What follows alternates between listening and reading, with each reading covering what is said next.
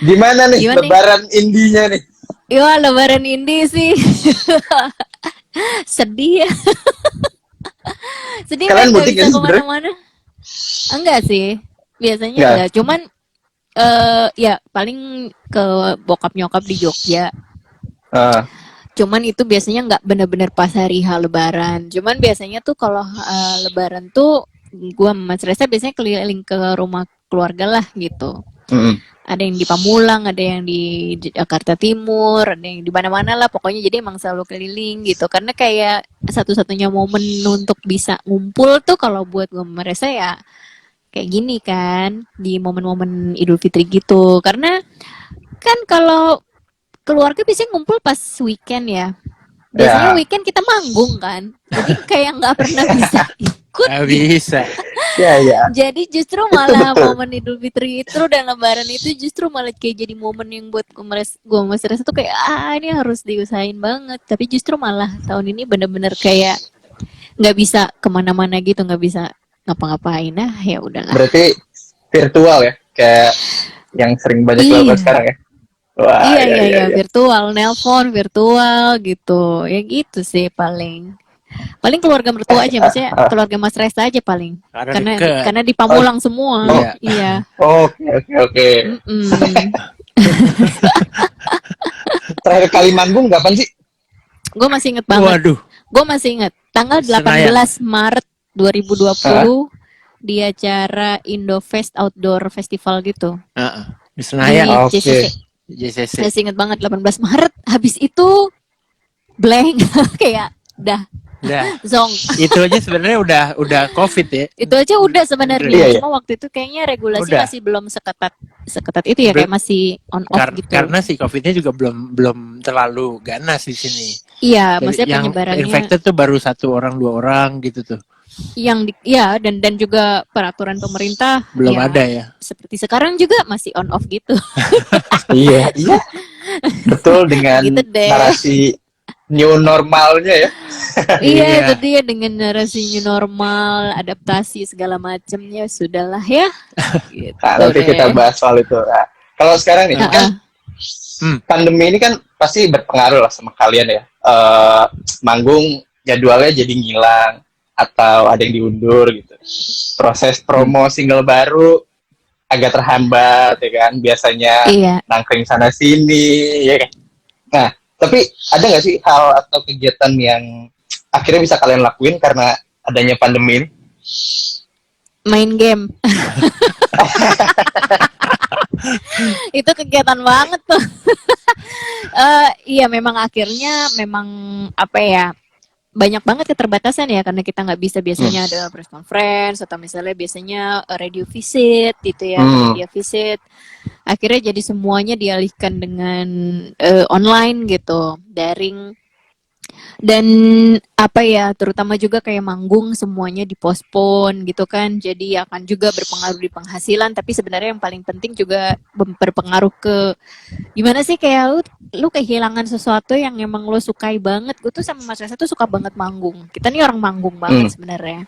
Jadi itu tuh tiba-tiba hilang gitu kayaknya kan hampa banget ya kan. Cuman memang Badan kalau gue pegel-pegel gitu ya. iya.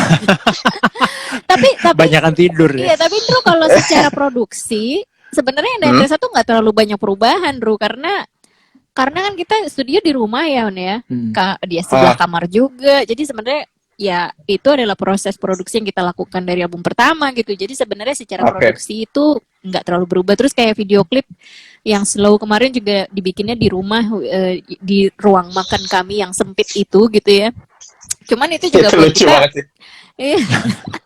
cuma kok kayak buat kita itu biasa aja gitu yang ya karena kalau untuk segi produksi Anda dan Reza ya berdua ya kayaknya setiap hari ya begitu gitu.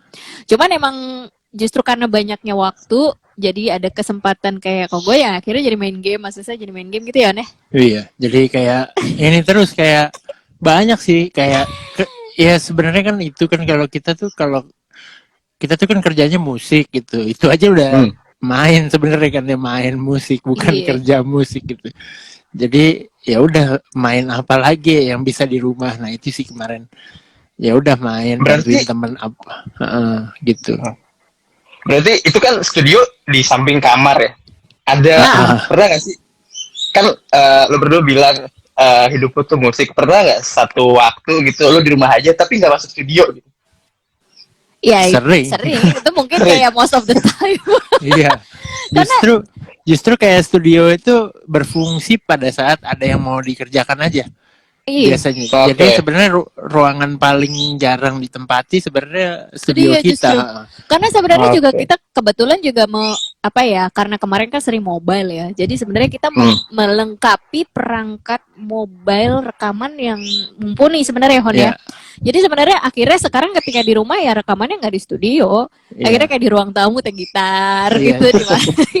Jadi sebenarnya satu rumah jadi studio sih. Di rumah jadi studio gitu. Untungnya rumah Ada kita gitar sepi ya di jalan gitu kan. jalan Bass buntu sepi deket kuburan jadi nggak terlalu rame lah untungnya. Ya. Spooky iya. Jadi Iya, ya Pamulang most of the lagi kan. time iya Iya, Pamulang lagi. Pamulang Jadi lagi. most of the times kita emang jarang banget di studio tuh jarang.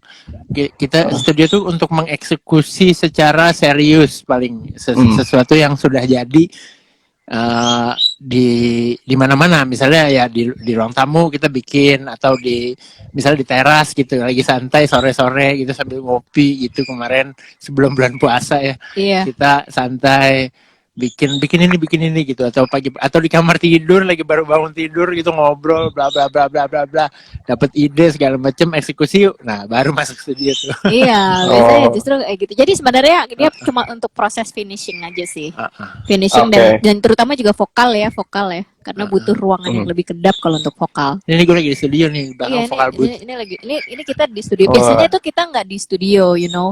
Biasanya tuh kita di ruang tengah atau di ruang mana. Cuman karena ini di sebelah kita tuh rumahnya sebelah makam kan. Ada tradisi di mana setiap habis Lebaran ada pengajian makam. Selama 3 kali 24 jam. Non-stop. 3 kali 24 jam. Dari Can pagi. you imagine? Yuk. Iya. Hari ini baru mulai jam 1 siang Jadi tadi. abis zuhur mereka Iya. mulai ngaji, manggil-manggil dan itu shift gitu, nge-shift gitu kayak barista gitu, nge-shift udah. dan bukan kaset. So it's real. Jadi kadang batuk-batuk, fals-fals, pokoknya semualah. Iya. Itu Pernah ngelamar nggak? Oh pernah datengin kita pernah pernah datang ke sana. Anjir. Pernah datang. Iya, pernah datang ke Pak RT pertama. Pak RT-nya RT, bilang, "Oh ya, ini Pak ini yang berhubungan." terus Memang kita- itu kan tradisi ya. Jadi tradisi kayak dari tahun-tahun sebelumnya kita udah 10 tahun lebih di sini ya. ya 10 tahun lah di sini 10 lah. tahun. Nah. Terus di rumah ini di Pamulang. Nah, itu udah segala cara dilakukan sampai kita menyumbangkan menyumbangkan dana untuk beli speaker yang proper, bukan toa Iya, gitu iya. loh setiap. Ya, karena frekuensi tuh wah sensitif banget nih. Apalagi kalau gain sama volume mau pol, terus speakernya nggak nampung gitu, gainnya Iya. pecah-pecah, terus feedback. Jadi kalau lagi di tengah ngaji kadang-kadang feedback Pak. Jadi Iya, iya. Iya, Orang betul, Orang Pamulang emang ajaib-ajaibnya orang deh. Pamulang lebih suka. Oh ini anak Pamulang nih si Wisma nih. Yo, Pamulang ajaib lah. Iya gitu. Aduh, ya sebenarnya gimana ya? Ya udah, akhirnya kita ya udahlah 10 tahun men kita begini, so ya udahlah. Nah, sekarang ini Iya. gue mau nanya soal kalian berdua sebagai musisi duo ya. Nah, jadi musisi duo di Indonesia itu sulit atau mudah sih? Pertanyaannya emang sangat plak sih, asik. Luar biasa. Namanya plak, kamu nampar ya pertanyaannya. Gila nih gue gak pernah ditanyain gini. Selama berapa tahun kita? 15 tahun ya? Heeh. 15 tahun, 10 tahun tuh gak pernah ada yang nanya kayak gini. Wah, Serius? Padahal serius? pertanyaan basic kan gitu, maksudnya kayak duo tuh gimana ya, maksudnya enak gak sih jadi duo gitu atau apa? Itu gak pernah Nggak ada yang pernah. nanya.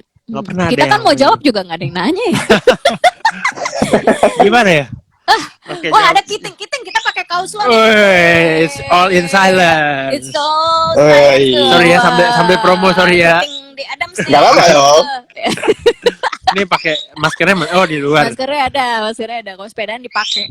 Eh. Ya Mas Reza mungkin Tadi- yang jawab karena berhubung Hubungan dengan duo itu Mas Reza yang punya konsep awal tuh. Dua-duanya sih. Kadang-kadang susah, kadang-kadang gampang.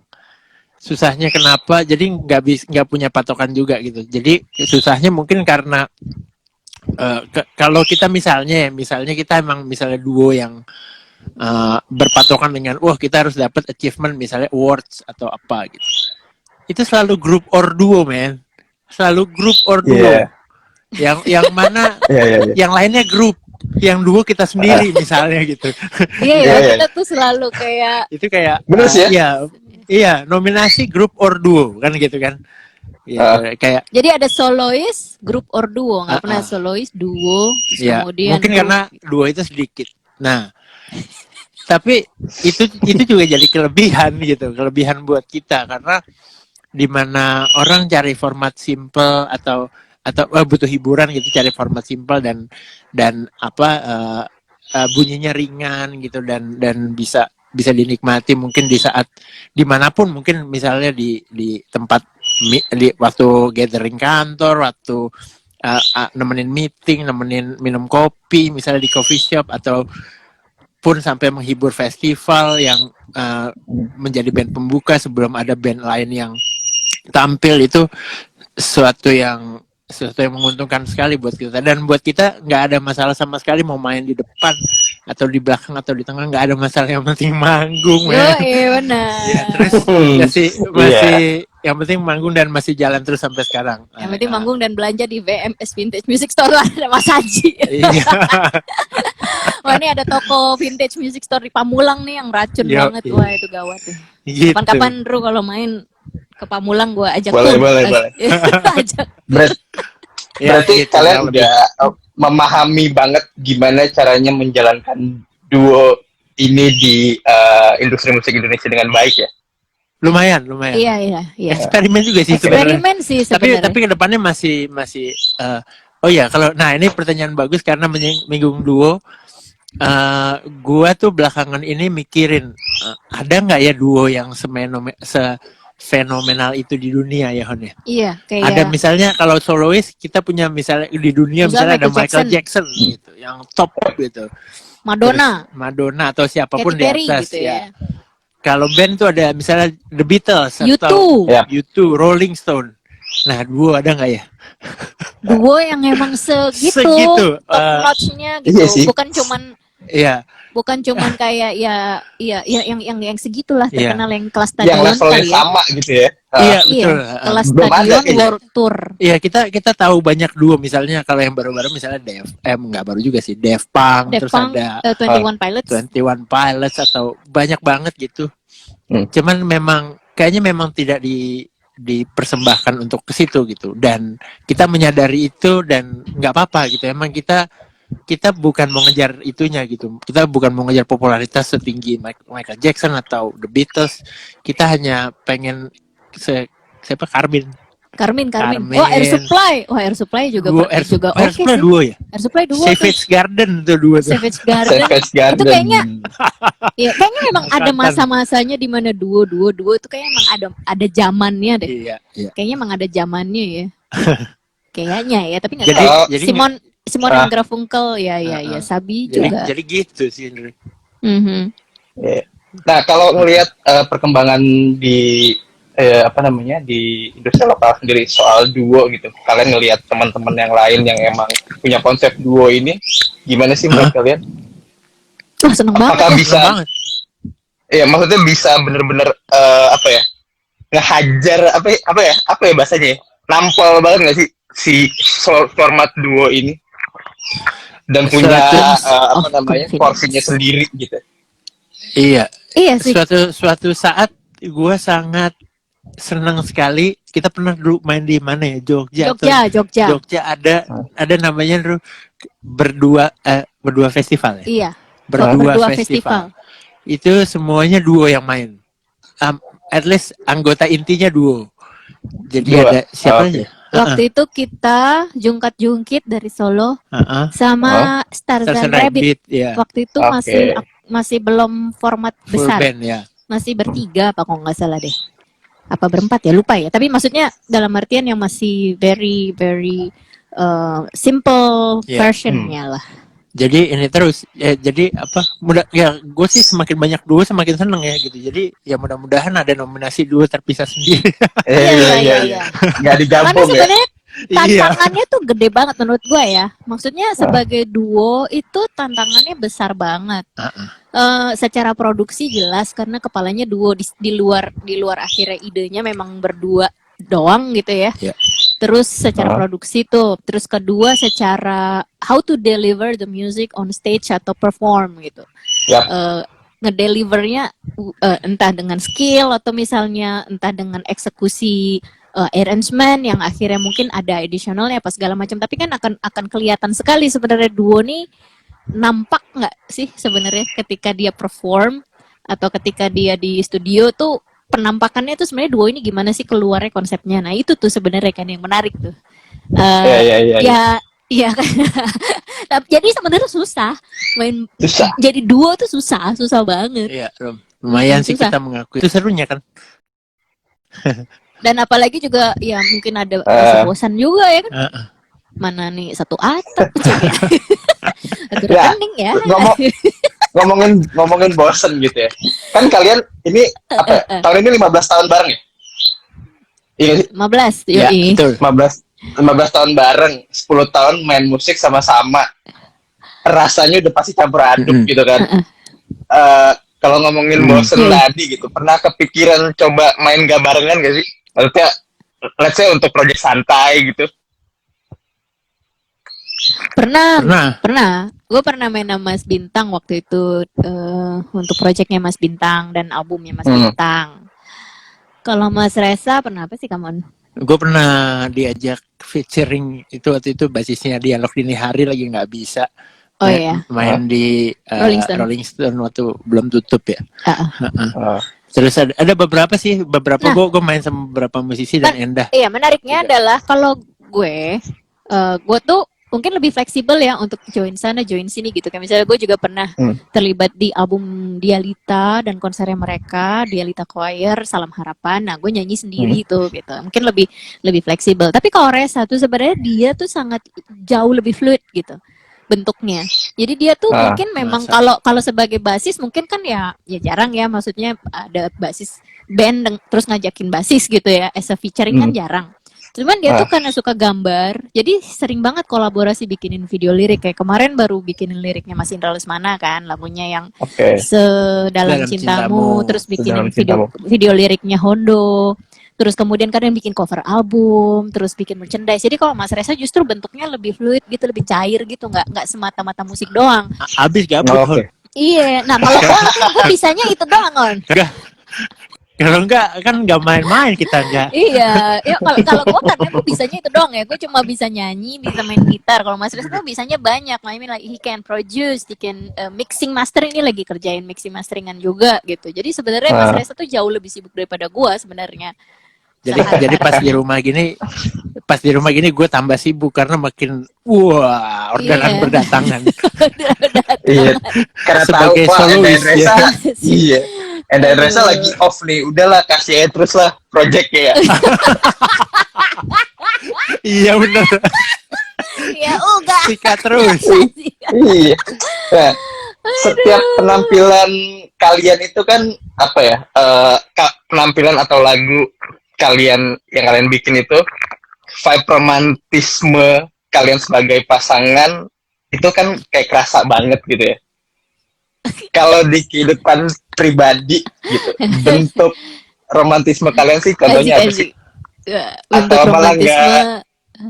atau malah nggak romantis? Bentuk romantisme adalah ketika kita membagi duit berbelanja.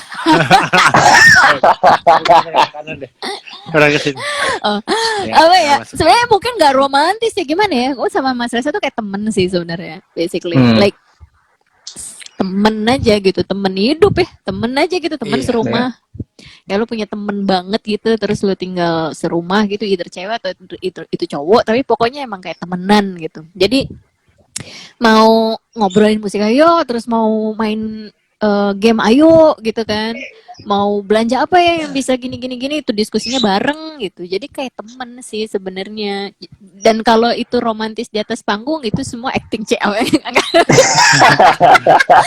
itu itu semua Karena sebenarnya romantisme itu menjual. romantis Iya, tapi iya, selling. iya.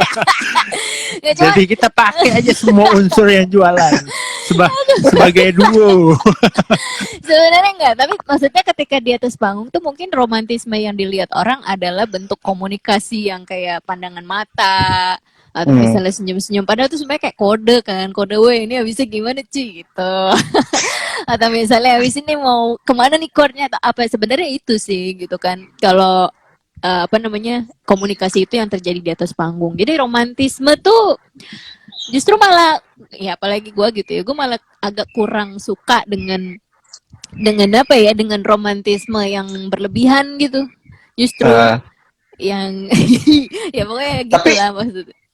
Tapi lirik-lirik lagu lu kan akhirnya bisa ngebikin yang denger gitu kayak aduh melting gitu ya, aduh sweet banget gitu. Itu akhirnya kontradiktif banget sama lo kan? Iya ya, harus nyadar gue. Iya. Iya. Kalau lo bilang lo orang yang nggak terlalu romantis gitu, tapi akhirnya lirik-lirik yang lo bikin kan ya banyak gitu ya, akhirnya bikin cewek-cewek apalagi kayak aduh ini lagunya buat kamu nih, lagunya Indah Tresani gitu misalkan gitu. Dikutip nih orang romantis itu menjual.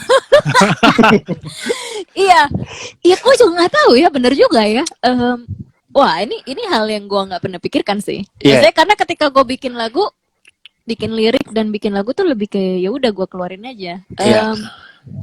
Mungkin akhirnya kayak gini sih. Mungkin kayak ada sisi yang karena gue nggak bisa mengungkapkan secara, Karena nggak seromantis itu. karena nggak seromantis itu Iya. gitu, akhirnya Ah. diungkapkannya, maksudnya bisa keluar tuh diumbar-umbarnya mungkin lewat lagu, akhirnya mungkin kayak gitu kali ya. Oke. Kan kebanyakan kan juga gitu ya, ketika mau marah-marah kan nggak bisa juga marah-marah setiap hari bikin lagu marah-marah gitu. Iya. Betul. Siapa marah-marah? Siapa coba? Siapa? Siapa marah?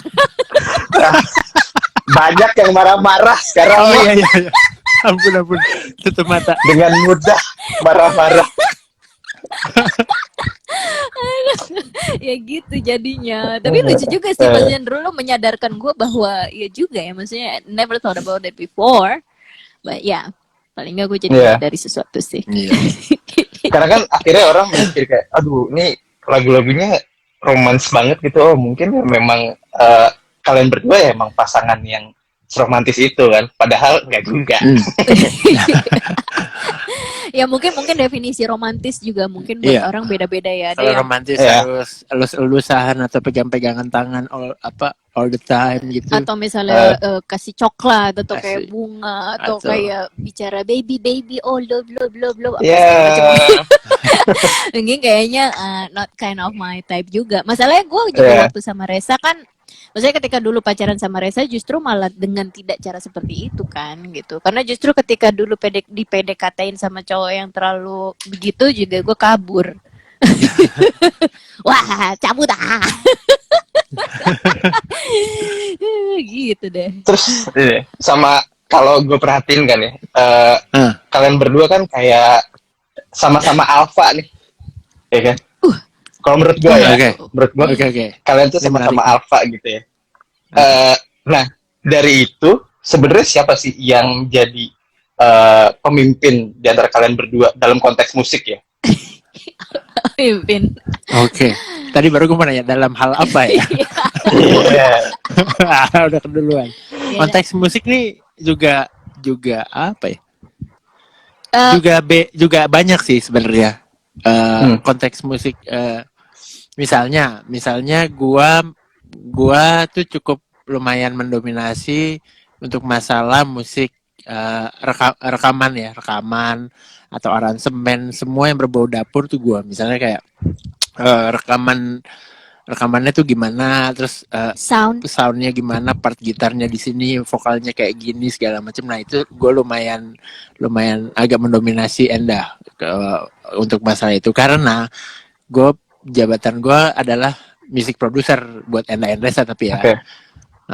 Nah setelah produksi, nah sisanya adalah gue hanya melemparkan apa yang gue pikirkan terhadap faktor distribusi sama promosi. Ini masih ngomongin yang apa lagu ya gitu.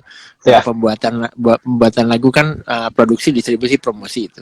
Nah, sisanya selain produksi, masalah distribusi dan promosi. Nah, ibu ini lumayan administratif. Karena untuk apa kebutuhan kita ke depan. Iya, biasanya kalau post lah, urusan post production tuh gua lah. Kayak jadi promosi sosial media, manage segala sesuatunya, iya, promosi marketing, manage royalti dan lain-lain. Ya, Nah, silakan nih. Jadi gitu. kalau gua mau beli ini buat kebutuhan produksi, nah ngomongnya selayaknya itu normal lah, apa rumah tangga normal, istri adalah menteri keuangan ya. Iya, betul. Iya, Jadi ya, jadi itu sebenarnya normal. Nah, kalau di atas panggung itu kita juga bagi-bagi sebenarnya, peran. bagi-bagi peran kalau di atas panggung. Mungkin yang ketara di atas panggung kesannya alfanya Endah gitu ya, karena front woman gitu. Tapi sebenarnya sebelum itu tuh semua sudah biasanya di set atau di skenario sama Mas Reza. Jadi pokoknya pada intinya ketika semua berhadapan dengan producing atau kreativitas itu biasanya Mas Reza alfanya gitu. Dia yang akan ngatur gimana supaya produk ini atau performance ini terdeliver dengan baik secara konsep. Secara playlist, secara semuanya tuh Mas Reza gitu. Nah, eksekusinya biasanya akhirnya aku gitu di atas panggung, gimana cara ngomong, terus ngajakin orang apa segala macam, karena Mas Reza benar-benar dia off dari mikrofon, dia cuma ngawasin aja nih, ibarat kayak jaga gawang doang, strikernya di atas panggung gua nih gitu. Oke.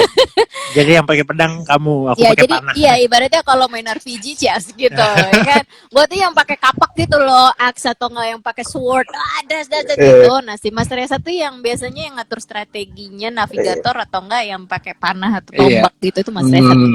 Nah, iya, untuk faktor spontanitas itu jadi kan setelah semuanya diatur, kadang-kadang di atas panggung kan suka apa ya, shit happens gitu, kayak ada yang misalnya ada apalah atau ada yang rusuh atau gimana. Nah, udah gue menyerahkan secara full ke Endah. Iya. Dan dia sangat tahu bagaimana mengatasi itu. Misalnya ada yang apa misalnya itu rusuh sih waktu itu ada copet gitu misalnya ya, akhirnya berantem, ya udah gue sikat aja di atas panggung gitu, maksudnya tunjuk apa segala macam. Itu di situ adalah momen, nggak tahu, gue bahagia banget sih kalau ada momen kayak gitu ya. Kayak gue bisa menunjukkan kegalakan gue gitu, wah gitu. Gue benar-benar bisa preaching dan segala macam gitu, maksudnya. Dan biasanya orang-orang juga akhirnya respect sih, maksudnya akhirnya siapa yang megang mic kan dia yang bisa mengendalikan massa sebenarnya.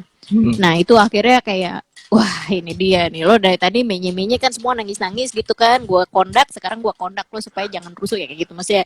Ya udah, itu udah she's the alpha. Itu my tapi job. kalau di presentasi segala macam, ya tapi kalau di presentasi banyak mana alfanya Endah. Itu tadi kesimpulannya semuanya. Kesimpulannya deh. Jadi alfanya di sini adalah Endah ya. Tetap ya. Jadi yang ada tuh ibu rumah tangga. Ya, sama bapak apa? Ini matrilineal. Bapak rumah tangga kayaknya. Matriarki. Oh, manis banget Reza. Dia rendah sih. Enggak sih, kalau gue sih tetap menghargai. Kalau gue sih sebenarnya kalau di rumah ini tidak ada patriarki atau matriarki sebenarnya. Orang yang ada pintu tangga kamu gimana? Kalau mau ribut dulu nggak apa-apa kok, gue liatin. Nah, cuma kalau gue sama saya percaya tidak ada di sini, nggak ada yang namanya patriarki atau matriarki kayak kerjaan laki tuh ini, kerjaan perempuan tuh ini, nggak ada. Kalau menurut gue lebih kayak apa yang lo bisa lo kerjain, apa yang gue bisa gue kerjain, apa yang lo nggak bisa gue cover, apa yang gue nggak bisa lo cover, lebih ke sana sih sebenarnya. Jadi nggak ada yang role yang kayak ini perempuan kan harus gini, laki-laki harus gini, tuh nggak ada gitu. Sekarang gue mau coba ngajak balik ke masa awal-awal Endah Reza ya. Lagu When You Love Someone di 2009 ya, 2009 berarti ya. Itu pertama kali dirilis di album pertama. Yang gue pertanyaan hari ini adalah kenapa lagu itu yang dipilih jadi single pertama kalian, yang akhirnya di waktu sekarang gitu ya, itu tuh kayak jadi satu lagu pembuka perjalanan panjangnya Enda Endresa, dan kayaknya lagu itu lagu wajibnya Enda Endresa gitu. Alasannya apa? Oh, that's nice question. Sebenarnya bukan apa? Kurang masuk ke frame. Oke, kurang masuk ke frame bentar ya. Ini ada Bapak Bapak kreatif director dia. Nah. Nah, kayak gini-gini dia nih alfanya nih. Oke, udah belum, Pak? Udah. Oke. Jangan miring bisa nggak? Oh, jangan miring. Oke, baik. Ya, kalau sebenarnya itu bukan single pertama dari album pertama. Yang jadi single pertama tuh sebenarnya I Don't Remember. I don't remember. Oke. Iya. Itu memang lagunya agak sulit. Tapi memang waktu itu kita ngotot banget itu keluar karena kayak identitas Enda Endresa, Karakter ya, lebih ke gitu. karakter dulu gitu. Karakternya asik banget nih gitu, agak beat terus juga aneh gitu, dan bener aja gitu ketika lagu itu berkumandang tuh banyak yang nyari ini apa sih orang kan biasanya kalau single pertama kayak masih nyari itu ya bandnya apa gitu, dan kita tuh suka gitu kayak gitu jangan yang terlalu gitu dulu gitu biar orang kayak apa sih nih gitu yang akan menyeleksi mana yang emang benar-benar tune in banget gitu ya. Mungkin itu udah zamannya radio kali ya, zamannya radio. Gitu. Jadi kasih teaser dulu gitu yang lucu. Nah, kemudian single kedua itu adalah When You Love Someone, itu benar banget. Dan itu sebenarnya lagu yang hampir nggak ada di album justru. Kok bisa? Jadi, iya. Jadi gini, sebenarnya lagu itu adalah lagu yang pertama kita ciptain bareng. Tahun 2004. Begitu Enda Endresa ada tahun 2004. Itu tuh lagu pertama yang kita mainin dan ciptain bareng. Jadi waktu pembuatan album Nowhere to Go itu yang dirilis di The Majors tahun 2009, Mas Reza tuh sebenarnya kayak aduh nih lagu udah lama banget ya usianya, udah nggak usah dimasukin deh gitu. Cuman secara ibu alpha marketing ini ya sangat tahu gitu.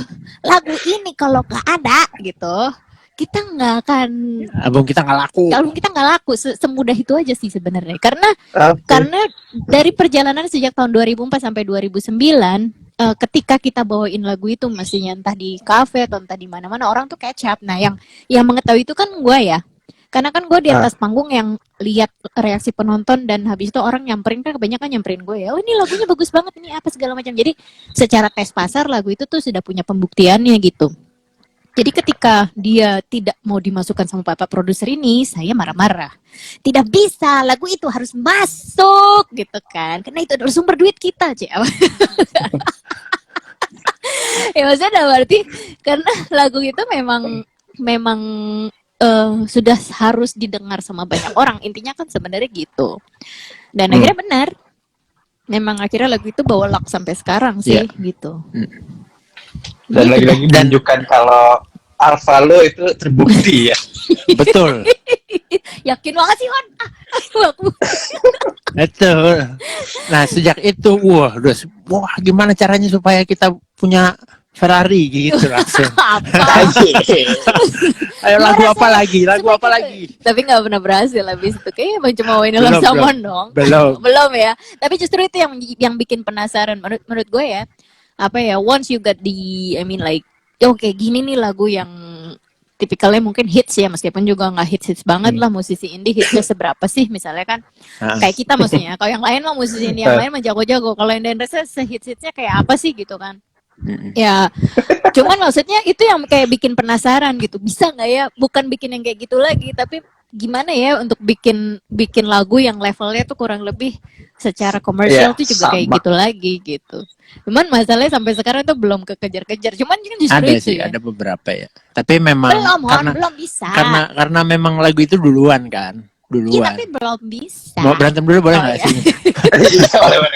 Jangan bercanda. Ya mungkin bisa jadi. Tapi emang ya begitulah.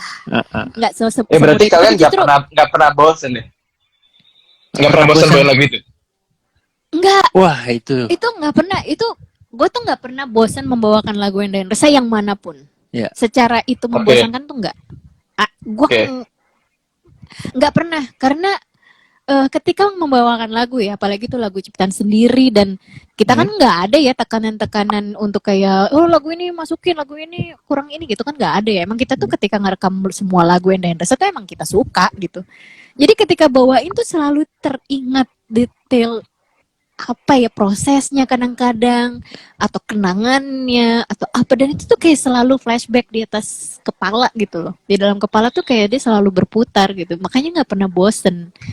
Jadi kalau misalnya memang kita selalu memilih misalnya jangan Wayne Salmon deh, jangan liburan indie deh atau apa, itu sebenarnya seperti kayak memberi kesempatan anak-anak kami yang lain juga untuk mendapatkan panggung yang sama gitu. Jadi lebih kayak kasihan sih anak-anak yang lain nih kalau mereka nggak pernah dimainin, lebih ke gitu. Tapi bukan karena kita bosen, enggak. Kalau kita bosen biasanya cari formula lah, cari formula. Ya kalau bosen lebih ke kayak apa sih, aransemen, dan itu kayak aransemen hal yang gampang banget, itu kayak di atas panggung langsung bikin begini, itu juga bisa sih. 1 menit sebelum manggung biasanya. 1 menit sebelum manggung atau sekian, tiba-tiba di atas panggung Reza tiba-tiba, hah kok kayak gini, gue mainnya kayak gimana ya, kayak gitu juga pernah. Iya sih, karena kalau ketika ngeliat kalian manggung tuh kayak di luar kepala semua, tiba-tiba mau harusnya A gitu ya, tiba-tiba kita gini yuk, jebret. Ketahuan ya. Ketahuan ya. Ketahuan karena dia plak. Oh iya. Iya, gue kayak kalau ngeliat kalian gitu ya, wah ini kayak apa ya, banyak spekulasi yang dilakukan di atas panggung yang tapi berhasil gitu loh. Iya berhasil sih, tapi nggak selalu sih. Nggak selalu berarti, ada juga yang gagal ya. Aduh itu. Nggak selalu berhasil. Tapi itu sih. Contohnya gimana? Yang nggak berhasil tuh? Yang nggak berhasil. Oke. Contohnya gimana? Ada saatnya misalnya gue mau berhenti gitu, break. Yes. Ada misalnya, ayo kita break di sini. Ya, 3, 2, 1, yes gitu. Terus gue nangkepnya salah gitu. Ya, mungkin gue nangkepnya nggak berhenti, tapi malah naik gitu. Malah naik gitu. Jadi gue udah nada gue udah mati, ding.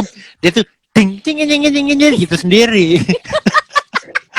Ding ding ding ding ding ding. Jadi gitu. Untung si bapak ini antisipasinya oke lah. Ya kayak gitu-gitu sih sering banget terjadi gitu. Terus tiba-tiba misalnya harus solo, misalnya pernah juga Senar putus gitu ya, itu kan sebenarnya kadang-kadang nggak disengaja gitu, cuman ya udah akhirnya gimana caranya untuk kayak tetap catch up attention supaya orang bisa nggak fokusnya nggak hilang. Ya udah gue harus melakukan banyak hal aja di atas panggung, ganti senar sendiri gitu. Sebenarnya kan bisa aja dikasih ke teknisi terus gimana gitu ya. Cuman kan kayaknya imagine di tengah-tengah lagu tiba-tiba suara gitar nggak ada, terus hanya ada suara bass dan vokal, dan itu suasananya lagi riuh banget ya. So I have to like cari trik gitu gimana caranya supaya tetap bisa catch up. Panjang-panjang ya jawaban kita ya. Iya, panjang-panjang ya. Kalau misalkan waktunya kelebihan boleh extend ya. Boleh, ayo. Selama ini masih nyala si iPad. Oke. Nah, oke, lanjut. Makin hari gitu ya, pendengar musiknya Endah Hendresa itu bertambah, beragam gitu, berkembang gitu. Nah, gimana sih cara kalian mensiasati untuk pendengar-pendengar yang muda biar bisa beradaptasi baik gitu dengan musiknya kalian gitu? Wah, itu bukan pertanyaan yang gampang ya. Sekali lagi, karena kamu plak, pertanyaannya sangat nampar ya. Ini susah nih pertanyaan seperti ini. Benar banget sih, kita sangat mencoba untuk mencari pendengar yang apa ya, ibaratnya yang fresh. Yeah. Karena kalau pendengar Endah Hendresa yang dulu tentunya dia sangat loyal dan mengikuti setiap langkah kami kan ya. Karena emang dari awal tuh kita memang menghadirkan album yang berubah-ubah.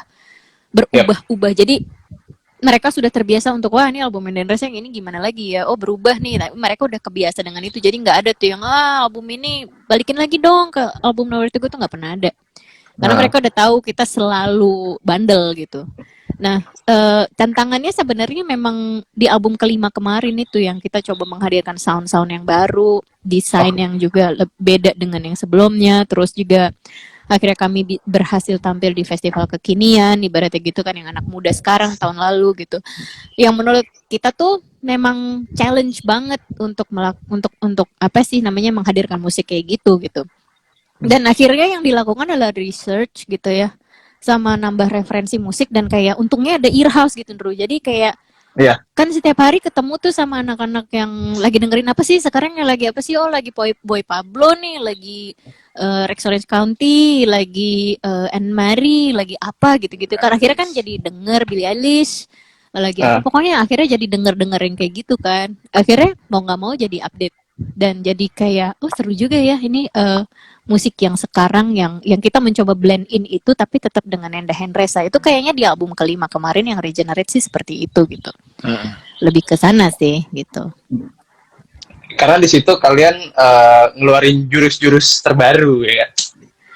Iya, jurus terbaru, benar. Ada sound ya. Album itu ya, iya. Itu berarti jadi salah satu album yang paling sulit diproduksi juga nggak? Iya, dan paling drama. Iya, betul. Drama Kumbara. Gimana tuh dramanya? Drama banget. Jadi, aduh. Itu kalau nginget-nginget prosesnya ajaib banget sih. Itu drama banget. Itu album mungkin setahun kali. Itu kayak album yang kalau paling gue nggak salah jedanya tuh 4 tahun ya dari album sebelum ini. Bener iya, betul. Tapi kalau secara pembuatan dia setahun sebenarnya. Karena selama 4 tahun itu kita memang nggak kepikir untuk bikin, belum masuk studio gitu ya. Jadi benar-benar intens. Maksudnya kayak, kita mulai bikin yuk album kelima. Itu tuh sebenarnya mulai dari bulan Januari 2018 justru. Iya, karena di sela-sela itu kan ada kita kolaborasi juga sama Dialog Dini Hari tahun 2016 bikin album. 2017 kita tur sepeda. Iya.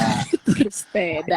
Nah, tahun 2018, nah tanggal 2018 tuh tahun 2018 tuh tadinya tuh mau keluar albumnya. Cuman begitu Resa keluar nih, Bapak produser ini ya keluar konsep yang begini, wah gila gitu. Perbedaannya adalah Mas Reza pengennya musiknya maju, maksudnya dalam arti sekarang masa kini. Gua tuh lagi ngulik yang past tense banget, maksudnya yang lagi ngulik masa lalu banget, lagi ngulik roots banget. Jadi kayak kontradiktif banget kan, ketika gue lagi ngulik yang roots, Mas Reza justru lagi ngulik sound yang sekarang. Jadi agak berat secara referensi musiknya, kayak gue harus twisting reference gitu loh. Tapi ya itulah akhirnya dengan segenap usaha akhirnya mencoba untuk pelajarin, coba untuk cari formula gimana sih songwriting yang sekarang tuh kayak gimana nulis lagu, jadi kayak keluar dari pakem-pakem yang biasanya ditulis gitu. Nah itu lumayan drama sih prosesnya, kayak gue sempet ngambek-ngambek ke studio lah. Terus drama. Kamu juga. Aku juga. Kamu maksa-maksa ya gitulah. Ya, tapi pada intinya sih kayak gitu sih. Pada intinya sih itu album cuman puas, maksudnya ya nggak puas 100% ya. Tapi paling nggak untuk saat itu yang terbaik yang bisa gue lakukan. Meskipun akhirnya ketika rilis harus aja gini ya, biasalah. Iya. Harusnya bisa bikin asli gitu. But it's good. Itu menarik album itu. Iya, berarti album itu emang jadi salah satu formula baru dari Enda Hendresa gitu yang mau coba dijalankan sekarang gitu dan ke depannya gitu. Bener, dan nambah bunyi-bunyi juga kan akhirnya ada perkusif. Ini lo denger nggak di kaki gue nih ada? Nih? Oh iya. Ya, itu kayak semacam. Itu baru datang. Ini kayaknya emang alat ini dibuat. Ini namanya SPD1, itu kayak Roland SPD yang buat drum tapi satuan buat di kaki, buat kita injak. Buat diinjak Kayaknya alat ini emang datangnya atau lahirnya pas kita bikin album kelima deh. Coba kalau ini album pertama udah ada ini akan beda sekali gitu, when you love someone. Iya, when you love someone. Jadi gitu. Ya jadi gitu. Emang dan Mas Reza tuh kayak udah tahu gitu bahwa alat ini akan keluar tapi belum masuk di Indonesia. Tapi dia udah ngebayangin kalau misalnya live kita akan bisa bawain lagu di album kelima pakai alat ini. Akhirnya ya udah dia produce lah album kelima itu bunyinya seolah-olah sudah masuk ke Indonesia, sudah kita pakai. Iya, jadi akhirnya begitu alat ini keluar, benar dia akhirnya kita pakai di panggung dan akhirnya bisa mengeksekusi lagu-lagu yang aransemennya emang perlu beat gitu. Itulah si Bapak. Tapi gue ada satu album yang kayaknya menurut gue ini lumayan beda banget sih dari 4 album Enda Hendresa terakhir gue denger yang Regenerate ya akhirnya kan. album Escape itu gak tau ya, secara pribadi menurut gue nggak ngerti lu berdua lagi bikinnya dalam keadaan murung kah atau gimana, karena nuansa albumnya tuh beda sendiri, lebih ya itu kayak tadi gue bilang gitu, lebih murung, sound-soundnya tuh kayak lebih agak-agak gimana, agak-agak gelap gitu. Apa itu ngaruh apa? Ya, tapi lu apa namanya? Lu suka nggak album Lu suka itu? nggak? Maksudnya, how do you feel when you listen to it? Yeah. Gue kalau gue dengerin, akhirnya gue merasa ada satu yang beda dari yang Rasa sih, dari album-album sebelumnya pas dengerin. Suka apa enggak? Suka kalau gue karena emang mungkin udah terbiasa dengan Enda Rasa sebelum album Escape ya.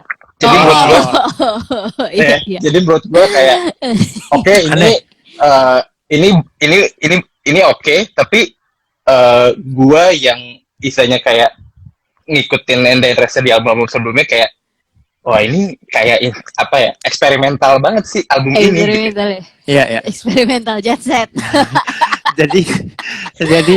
jadi oke, Escape itu itu album yang paling gak laku. Iya. Itu album yang paling gak laku. Kita bikin 4 video klip masih tetap gak laku. Nggak laku.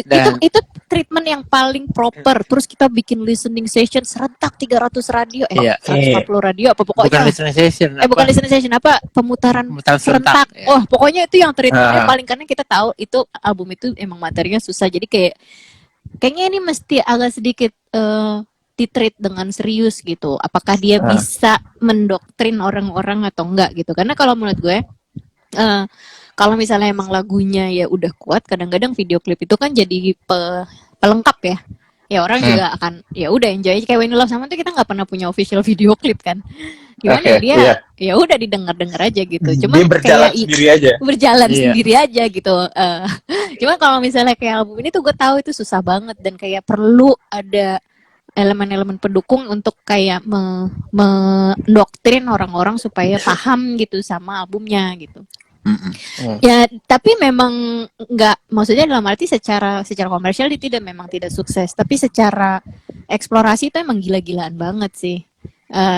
Gue merasa itu adalah album yang paling apa ya? Itu album dimana gue sebagai produser itu udah nggak puas dengan alat yang kita punya ini, gitar, bass, vokal itu kayaknya kurang. Itu nggak cukup gitu untuk mengakomodasi apa yang ada di kepala gue waktu itu kan, kepala kita lah gitu.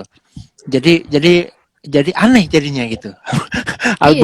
Album paling aneh karena emang temanya space dan apa ya, teknologi. Ya. Cuman emang ternyata itu kayak apa ya, kayak challenge sendiri buat kita berdua gitu. Karena kayak di proses pembuatannya dan di proses imajinasinya tuh dia kayak membutuhkan sesuatu yang beyond our skill gitu. Di situ tuh yang kayak ini suara-suara ini nggak bisa tereksekusi dengan kayak gitu doang gitu. Jadi wah itu dihajar habis-habisan gitu. Kalau menurut aku kayaknya setiap band pasti punya deh band apa? Betul. Album yang kayak gitu. Satu album yang tidak album yang menurut mereka mau coba eksplorasi yang baru tapi ternyata agak gagal gitu jadinya kan. Gagal secara komersial ya. Secara kepuasan mah puas banget gitu. Ya penghargaan juga dapat gitu kan. Dapatnya juga unik lagi. The best crossover album. Crossover men. Lintas bidang. Gila. Bidang IPS dan IPA. Jadi kayak benar-benar sebenarnya secara intelektual apa ya, secara mungkin idealisme itu tersalurkan banget. Kita benar-benar ketika bikin itu sama sekali nggak mikirin orang suka apa enggak, kita mau bikin apa, pokoknya lagunya juga kayak Alone in the Loneliness. Oh my god, couple ini berbicara soal Alone in the Loneliness kan gitu kan, kayak gitu. Cuman ya that's the true, I mean like ya pasti tuh ada sih, setiap band punya satu album yang mereka gila-gilaan banget ketika explore dan kepuasannya tuh lain lah dengan ketika album ini ada album lain yang dia sukses secara komersial tuh pasti kepuasannya beda banget, dan itu harus sih menurutku biar sehat aja jadi, gitu. Iya benar sama akhirnya kita tahu gitu formulanya. Oh yang ini kita bikinnya kayak begini, oh ternyata nggak begini, oh ya udah kita bikin ini, jadi kita punya pilihan gitu kan. Iya itu dia, kan enaknya independen gitu ya. Iya maksudnya kita produksi sendiri, nggak ada tekanan dari mana-mana, ngedar-ngedarin sendiri, kayak cuek aja gitu, benar-benar privilege banget untuk bisa keluar album Escape. Menurut gue privilege Endahen Resa itu justru malah kelihatan di album itu gitu. Kami benar-benar bisa membuktikan bahwa ini loh kreativitas yang sama sekali tidak ada tekanan dari apapun dan kita tetap bisa enjoy dan benar-benar doing music as our hobbies and playground gitu ya di album ketiga. Itu pembuktian kami sih sebenarnya. Endahen Resa kan dikenal sebagai musisi yang kalau menurut gue nggak cuma mikirin soal manggung sama album gitu ya, tapi lo juga memikirkan hal yang lebih luas lagi berdua gitu. Contohnya ada Earhouse sebagai ruang kreatif, tempat apresiasi teman-teman untuk bisa main di sana. Terus yang paling baru lo punya EarTV buat medium yang lain gitu ya. Tujuan besar kalian tuh sebenarnya apa sih? Untuk membuat itu satu-satu semua sambil jalan punya band sebagai Endahen Resa. Wow. Kita mau punya pulau sendiri. Mau punya pulau, mau punya istana aja enggak. Apa ya sebenarnya sih? Apa aja sih? Tujuannya maksudnya tujuan musiknya atau tujuan apa? Tujuan dari bikin-bikin itu maksudnya ya? Iya, tujuan dari bikin-bikin itu yang emang mungkin selaras dengan berjalannya Endahen Resa gitu. Kita tuh impulsif sebenarnya orangnya. Impulsif tuh kayak impulsif buyer. Impulsif kayak pengen ini yuk gitu. Cuman memang Earhouse tuh kan kayak apa ya? Kayak kegelisahan terhadap ya waktu itu ceritanya cukup panjang, pulang dari Prancis. Jadi kita pulang dari Prancis acara Midem Conference and Festival. Di sana tuh ada conference music yang menghadirkan banyak pelaku industri musik dari seluruh dunia. Yang kami hadiri waktu itu seminar conference dari manajer Incubus, ex-manajer Incubus namanya Steve Rainey. Waktu itu tuh banyak lah, pokoknya dia menjawab banyak pertanyaan karena waktu itu temanya lebih kayak manajemen band kan, how to manage your band gitu. Terus ada band dari Kanada bilang, Rainman bisa nggak sih kalau misalnya kita band dari Kanada nih, kita jual rumah, kita jual mobil dan kita tinggal di LA, kira-kira kita bisa sukses nggak gitu. Pertanyaan yang cukup familiar kan, ketika misalnya ada band, Maenda kalau misalnya aku pindah ke Jakarta gimana, kan banyak yang gitu ya. Sama kan sebenarnya. Cuman itu jawaban terwakili banget sama Rainman. Rainman tuh bilang, no, nggak ada yang bisa guarantee kalau kamu udah jual mobil, jual rumah dan segala macam, kamu bisa sukses, bisa go internasional gitu. Tapi yang paling penting adalah usahakan bagaimana supaya musikmu terdengar di LA. Kalau kamu menganggap bahwa LA adalah pusat dari industri hiburan di dunia gitu. Gimana cara supaya musik kamu terdengar di sana? Tapi if you want to preserve your music, start from your local scene. Dia ngomong gitu. Dan itu dalam banget menurut gue. Kenapa gue sangat gelisah ya ketika dengar kata-kata local scene gitu. Dan gue kayak mencoba untuk nge-zoom in gitu ya. Oke, Indonesia, Pulau Jawa, Jakarta, ke bawah dikit, Tangsel, terus Pamulang gitu ya. Terus kayak, ini local scene di Pamulang kayak apa ya? Kayak kita tuh nggak tahu neighborhood kita gitu. Di sini tuh yang suka musik-musik yang kayak kita tuh siapa, terus ada venue musik yang memang kira-kira musiknya bisa bawain lagu-lagu sendiri itu di mana, kita tuh nggak tahu. Mungkin kalau di Jakarta banyak ya, kayak misalnya Kemang kayak salah satu kiblatnya kan untuk kayak musik-musik yang in gitu pada saat itu. Di Pamulang tuh belum ada. Akhirnya ya udah, karena gelisah dan kita pengen sharing banyak hal secara apa ya, mungkin secara interaktif gitu. Akhirnya udah kita bikin lah Earhouse. Sebenarnya lebih untuk kayak pokoknya nggak mau nyesel karena kita nggak pernah mencoba untuk melakukannya gitu. At least kita melakukan untuk ya sebelum gue mati ibaratnya ya, paling nggak kita udah nyoba untuk melakukan itu deh gitu, untuk do something in our local scene gitu. Sebenarnya lebih ke sana sih. Jadi iya, itu kan Earhouse ya. Jadi Earhouse, EarTV, Earmerch itu semua kayak apa lagi ya? Kita punya kita punya Ray Project juga yang based on Ear Friends. manajemen band juga gitu. Di dalamnya ada Aditya Sofyan juga di situ, ada Bagus Baskara, ada beberapa Sandia. nama lagi Sandia. Lebih ke ini sih, lebih ke gimana caranya supaya supaya kita tetap mengupayakan sesuatu gitu. Kayak misalnya gue kalau Earhouse tuh kayak gue suka sharing gitu. Gue bikin apa ya untuk wadahnya gitu. Gitu sih. Jadi sama misalnya Ear TV gitu. Apa ya yang bisa gue buat di masa ini. Ear TV itu sebenarnya 2010 udah ada. 2010 udah ada, sama kayak plugin nih. Kita sempat sempat jalan 2010 di YouTube dulu, yang lo kalau pernah lihat video Enda Endresa lagi pakai mindahin kasur tuh, recording di kamar pakai kasur ya. Itu tuh ada logonya gitu ya, ada logo RTV-nya dulu. Jadi kayak udah mulai dari situ dan itu terhenti, kayaknya sekarang juga kayak terhenti sejenak ya. Ya kita terhenti sejak karena sangat susah banget konsisten di video nih. Gue itu masih challenge buat gue kan. Kalau lo bisa konsisten di media gini, itu keren banget menurut gue, Andrew. Jadi, gue sama Enda tuh merasa gue agak kesulitan konsisten di beberapa hal.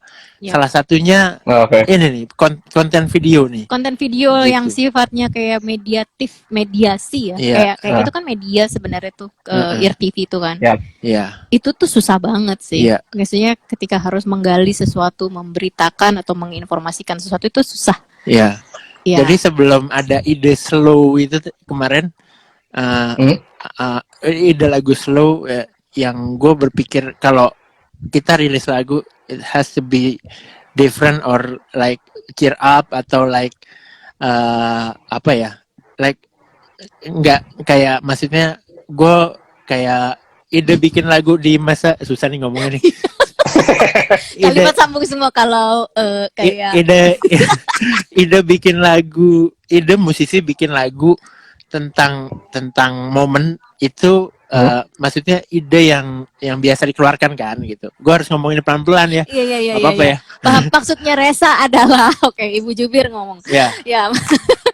Maksudnya Resa adalah ketika dia mau mengeksekusi suatu hal, even produk ataupun misalnya bentuk kreatif, dia tuh ingin sesuatu yang mungkin tidak umum dilakukan atau tidak umum dikeluarkan oleh yang lainnya. Misalnya contohnya ketika misalnya di saat pandemik seperti ini, apa sih yang umumnya atau yang langsung tercetus kira-kira mau bikin ini dengan tema apa, misalnya lagu dengan tema apa. Nah, Resa tuh nggak mau yang kayak gitu.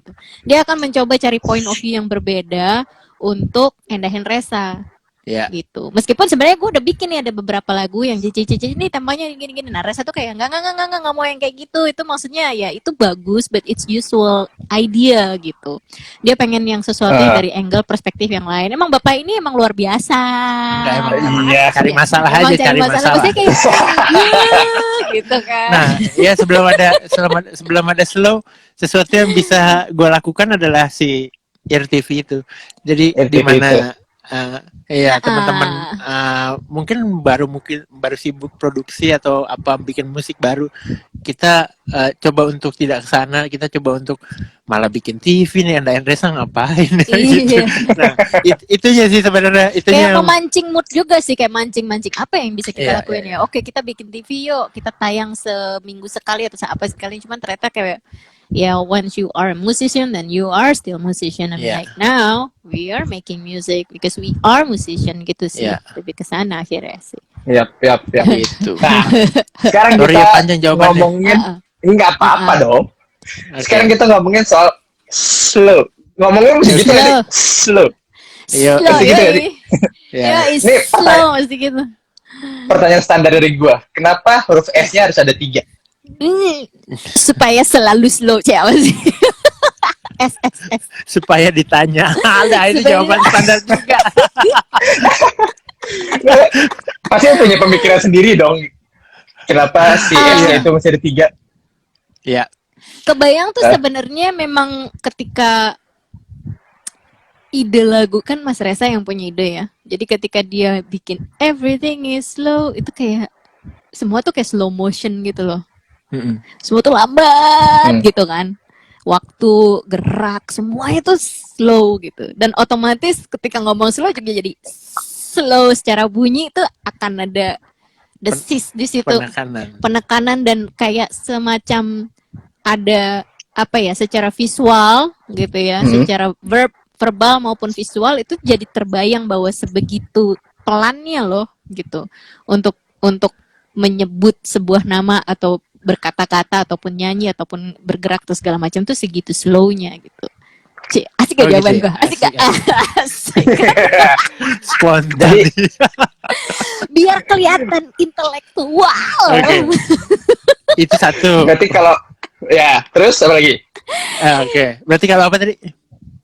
Itu ya jawabannya itu tuh tadi dari Enda doang. Kenapa S-nya tuh harus 3? Iya. Kalau Mas Reza, kedua gini sih, secara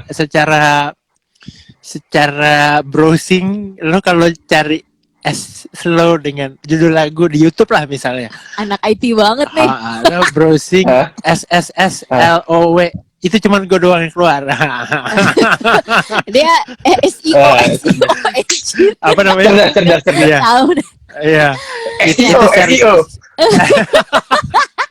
Itu secara jualan aja sih, maksudnya secara apa namanya, gimana cara mempromosikan lagu kita. Iya, sebenarnya kan memang ini ya, ada bukan trik sih sebenarnya, but how you make the title of the song as catchy as you can gitu. Kayak santai itu dia. Santai ya, benar tuh. Jadi itu kayak benar-benar gimana ya untuk bikin lagu, karena kan sebenarnya judulnya mau slow aja gitu. Cuman kayak ini kalau misalnya kita googling atau segala macam atau YouTube, wah gila udah pasti bakal banyak banget source-nya kan. Dia nggak akan bisa ter-highlight. Jadi memang salah satu caranya ya menggunakan teknik SEO tadi itu. Ya, how to make a unique name or unique title just for the sake of identification aja gitu.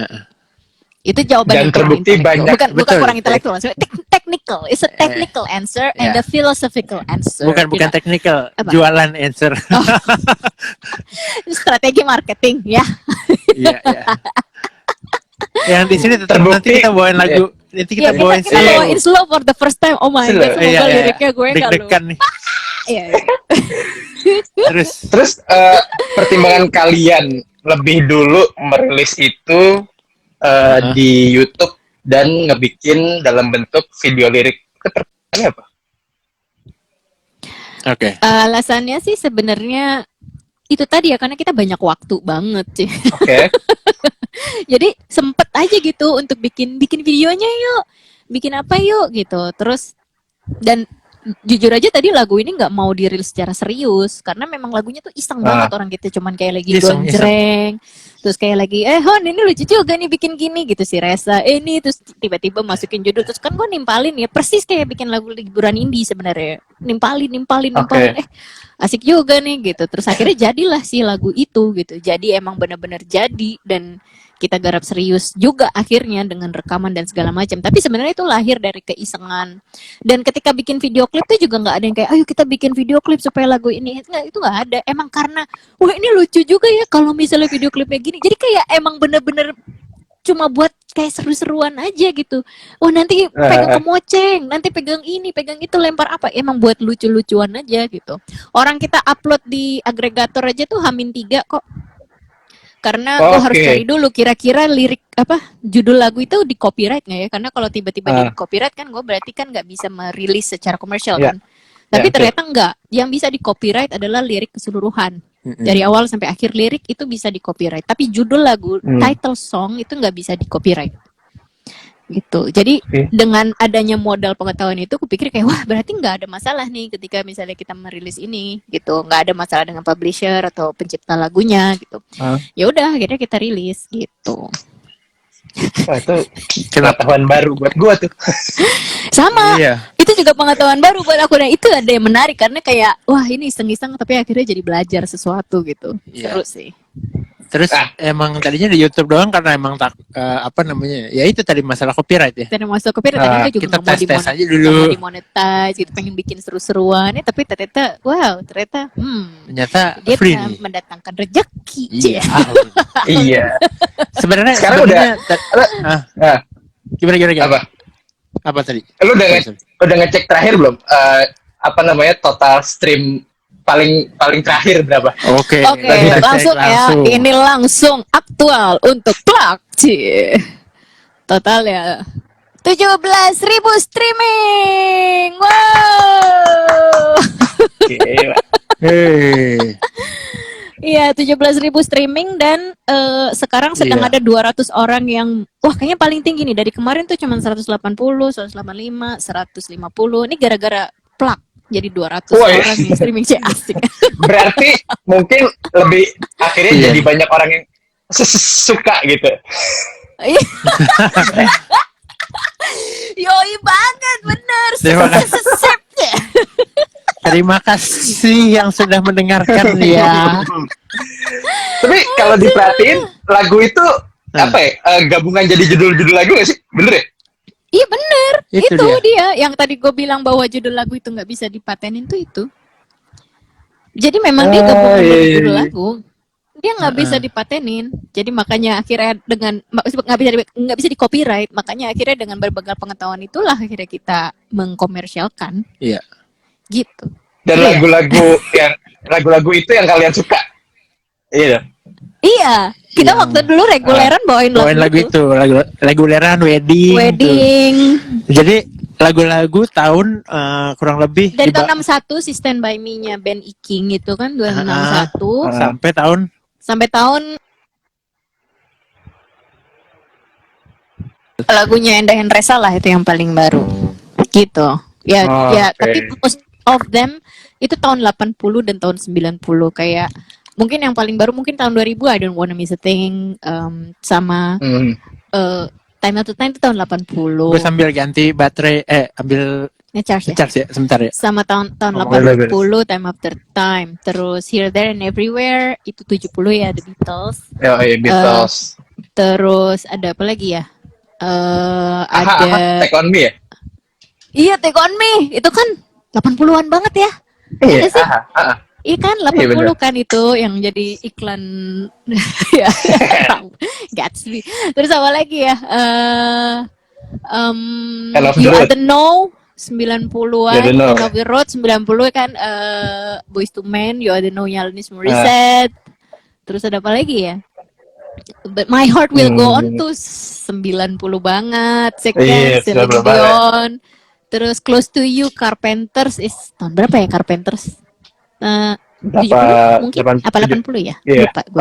80 awal ya. Carpenters, wah rusuh. Ya itu. Tapi berarti kan kalau akhirnya digabungin liriknya dengan aransemen musiknya itu sebenarnya itu kan lagu cinta kan ya?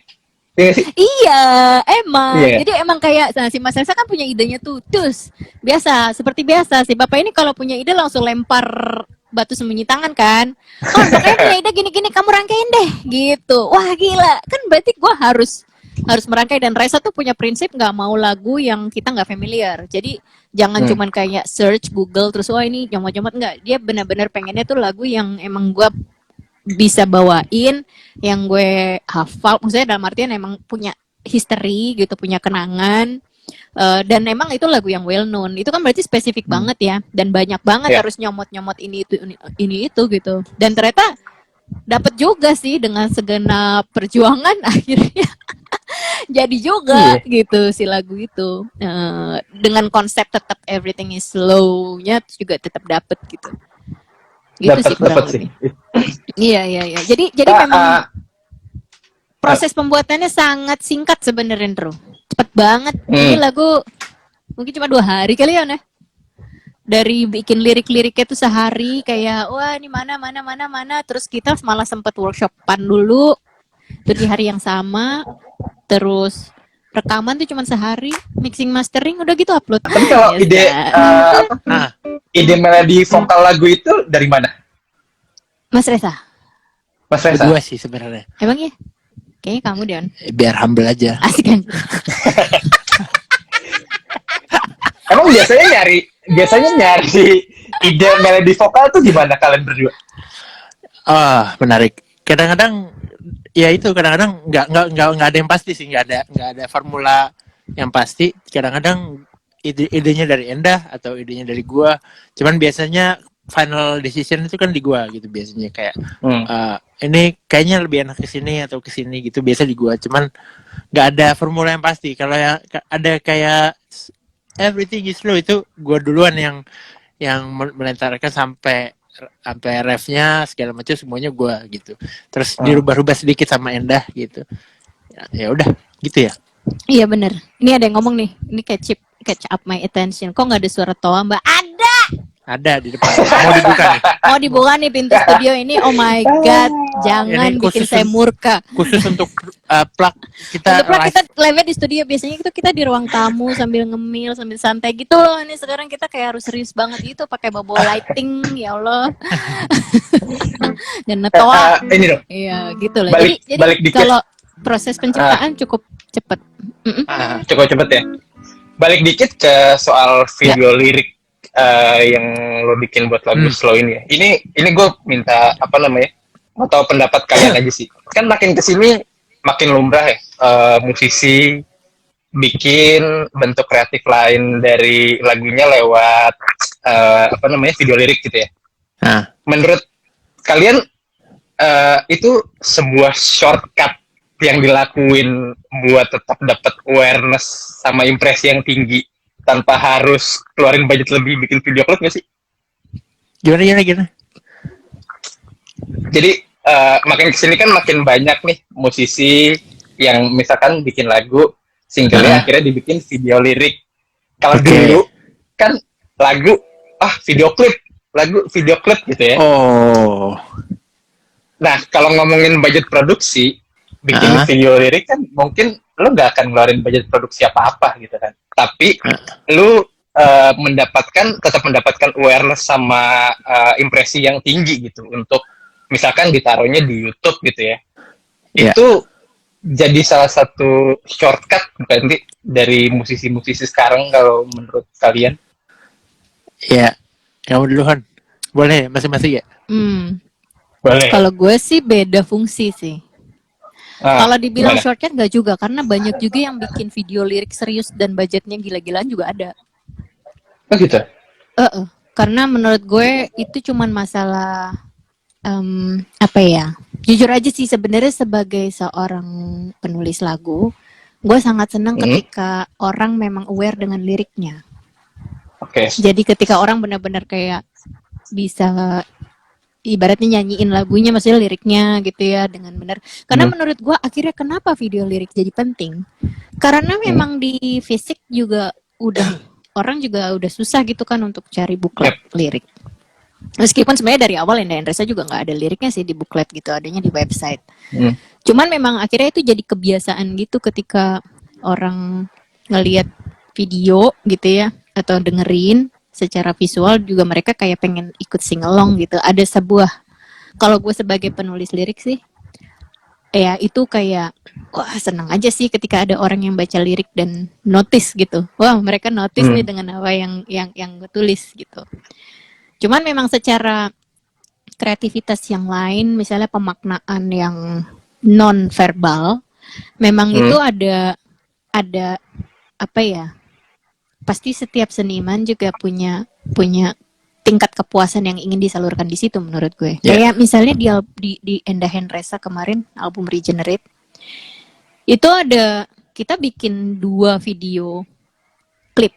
Yang pertama yang memang nggak ada liriknya, yang kedua For a Minute yang memang nggak ada liriknya. Karena kita yakin bukan kita yakin ya, karena kita pengen memang emang kita pengen bikin video klip karena ada nilai-nilai visual atau imajinasi yang ingin kita share tanpa terdistract dengan layout lirik gitu. Karena ketika dia udah terdistract dengan lirik, pemaknaannya jadi verbal banget gitu. Nah itu menurutku kebutuhan yang berbeda sih. Kalau dibilang budget-budgetan, Endah Endresa sih beberapa waktu setelah album ketiga ya, atau beberapa waktu ini sih bikin sih selalu sendiri ya. Jadi secara budget memang kita mikir gimana caranya supaya tetap lebih in budget gitu, baik itu video klip ataupun video lirik gitu. Dah. Iya. Kalau Mas Reza? Nomor 1. Wah, teknis banget. Nomor 1, nomor 2, nomor 3. Nomor 1. Aku sih yang pertama video lirik itu menurut gue sebuah tren baru ya, tren baru yang nggak baru-baru amat sih, tapi hitungannya paling baru lah, produk dari seorang seniman atau musisi lah ya, khususnya tren baru yang ya, tren baru karena adanya penggemar musik yang bikin video lirik tanpa sebenarnya bukan band ya, kalau yang gua amati itu bukan band yang bikin video lirik, tapi karena ada fans yang bikin punya kemampuan itu, akhirnya jadi band ngikutin fans ya. Ini kayak ini banget sih, beberapa kejadian setelah sekian lama band ngikutin fansnya gitu.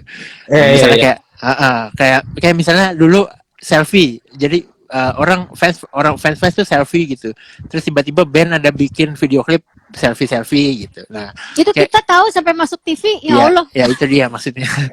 Kita bikin tuh lumayan sampai selfie, sampai masuk ke TV dibilang Enda Hendresa mengikuti tren masa gini bikin video klip selfie. Itu seluas harapan bikinnya emang selfie, cuman maksud kita karena murah.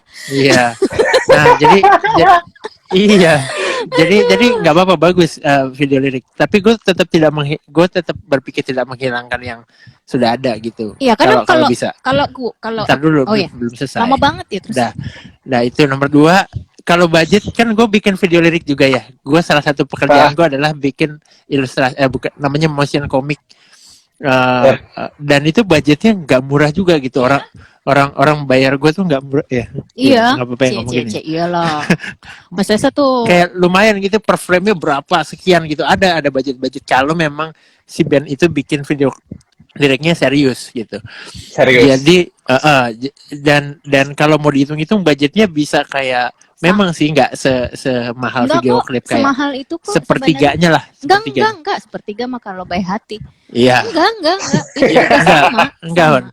Bikin video klip kan bisa kayak ratusan juta atau kayak budget film. Maksudnya kan gitu. kita bisa mengukur yang budget yang enggak kok, kalau menurut aku bisa sama ya berarti lah, ya. Bisa. Jadi tergantung sih sebenarnya, video klip juga kalau kayak kemarin Slow gitu juga gratis kan.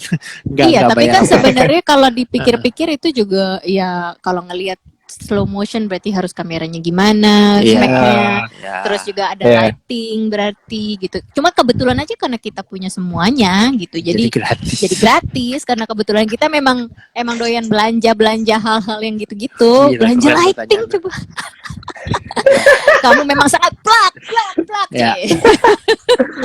Pertanyaannya itu loh. Gitu, bro. Iya.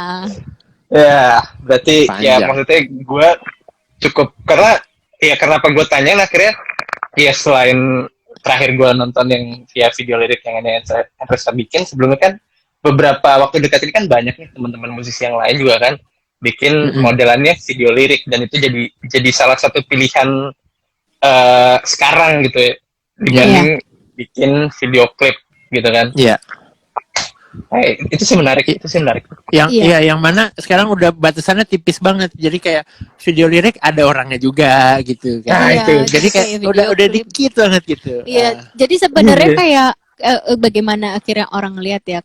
Kalau misalnya memang merasa perlu mengejawantahkan ide dengan visual yang tanpa harus terdistract dengan lirik misalnya gitu. Kan ada tuh ya alur cerita yang kita memang benar-benar bisa fokus, atau memang si senimannya ini ingin ada apresiasi atau interpretasi yang jauh lebih luas daripada hanya sekadar apa yang ada di liriknya gitu. Itu kan bisa jadi gitu, dan menurut aku itu tetap nilai seni yang berbeda.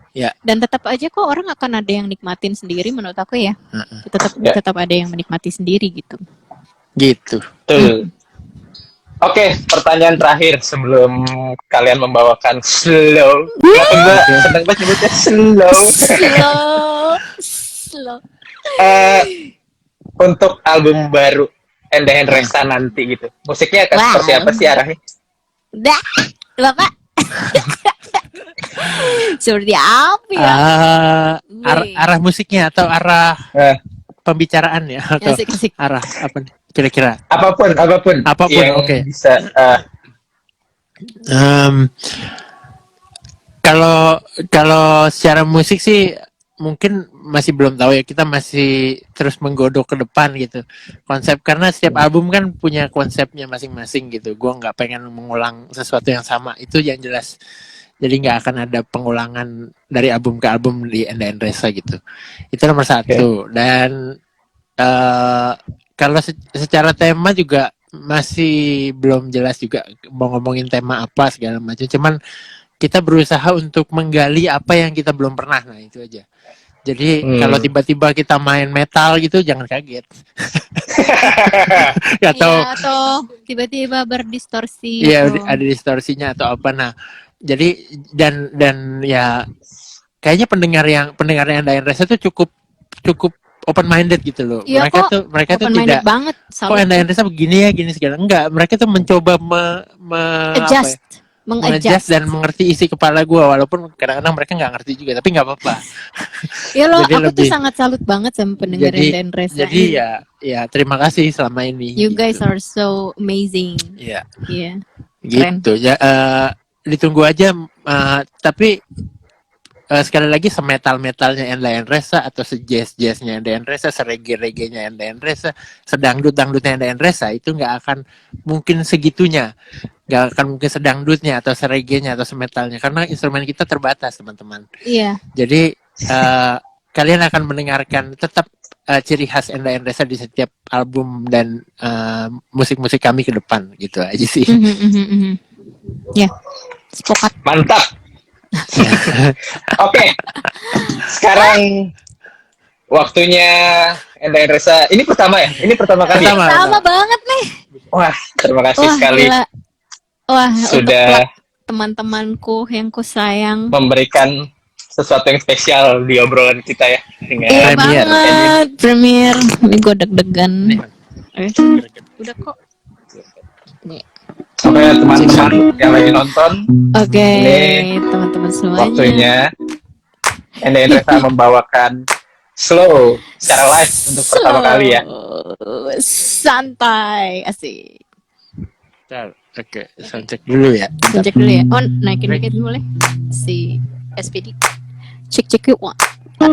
Oke. Oke. Kok deg-degan? Tunggu. Tiba-tiba kayak ngeblank ya. Tiba-tiba ngeblank. Wah, kacau deh. Wah, gila. Tiba-tiba ngeblank. I know, but still, I still need some. Ya, liriknya belum ada di Google. Udah ding. Udah ada. Lumayan lah nih. Oke, bentar ya. Ini buat jimat aja sih. Karena band kita lumayan terkenal, jadi ada ya liriknya. Ada lah, lumayan lah terkenal ya. Jadi ada, cari search Enda Endresa lirik nah keluar. Oke. Wih, ada Acong. Serdendi. Wah, Acong. Terima kasih. Cong. Terima kasih tas liburan indinya, Cong. Dipakai di itu ya. Buat lebaran Acong. Acong juga baru keluar tuh Polisi Skena. Wah. Brengsek tuh aku emang. Betul. Aduh. Kamu bisa. Gila si Acong. Oke, bentar. Aduh. Naikin on. Ya, kelihatan dikit kan gitarnya. Okay. Tapi aku jadi susah, enggak? Apa mau diturunin lagi? Enggak bisa. Ya, Parno. Oke. Di nyamanin dulu ya. Relax Kak. Oke, Pi. Bentar ya. Deg-degan. Oke, lagu ini perdana kami bawakan. Akhirnya di plak. Oke. 1, 2, 3, 4.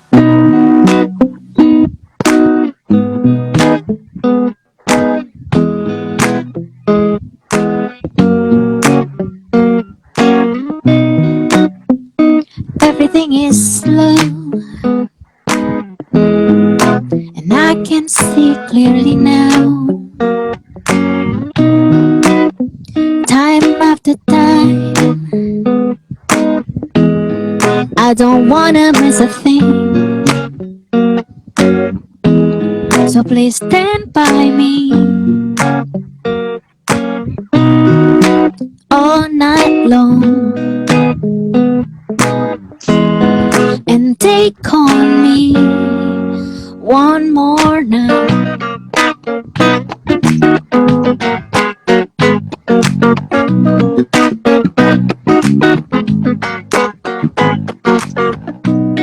I see 3 little birds here, there, and everywhere. Is this the end of the road? I'm knocking on heaven's door. So please stand by me all night long and take on me one more night.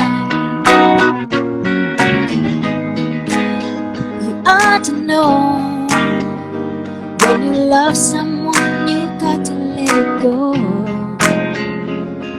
My heart will go close to you.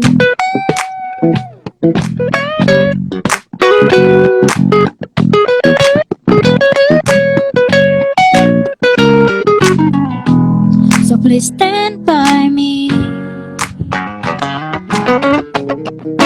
all night long and take on me one more night. So please take on me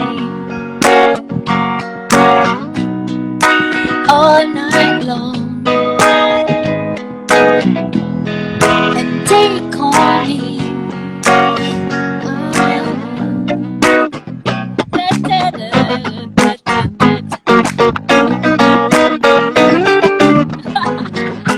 All night long. All night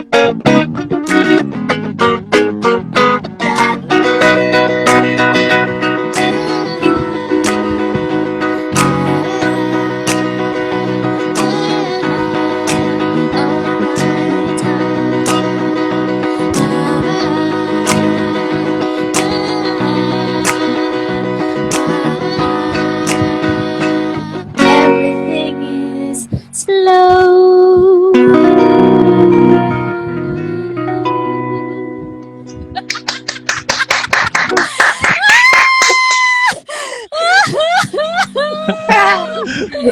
Iya, Itu better, better.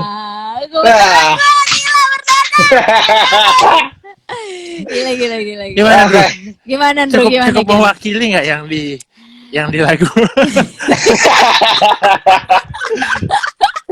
Terima kasih. Wah, Thank you, loh. terima kasih ya buat Terima kasih, Endah, loh. buat Resa ya sudah meluangkan waktunya untuk bisa ngobrol-ngobrol bareng sama gue. Sama-sama, thank you banget Andrew. Salam buat Rama, Ya. kangen semuanya. Ya, salam juga buat teman-teman Endah dan Resa yang di sana ya. Oke. Siap.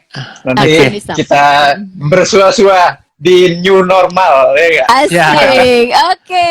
Siap. Thank Terima you kasih banget. semua. Terima Terima kasih semua. semuanya. Jangan lupa Dan- dengerin slow lagi. Jangan lupa dengerin Slow, ya? slow, oke. Harus gitu ya. Yoi. Slow ya.